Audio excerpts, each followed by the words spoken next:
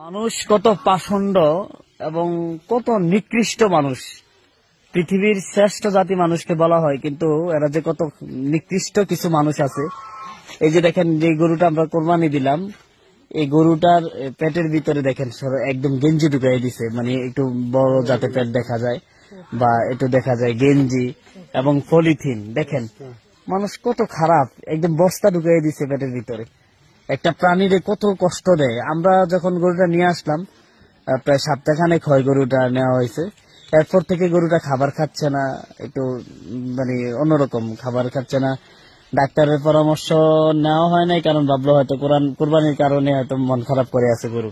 কিন্তু এত নিকৃষ্ট হয় মানুষ। আজকে এটা জবাই করার পরে দেখলাম যে একদম ভিতরটা, আল্লাহ মাফ করুক, এই যে ভিতরে কতগুলো ভয়ানক জিনিস।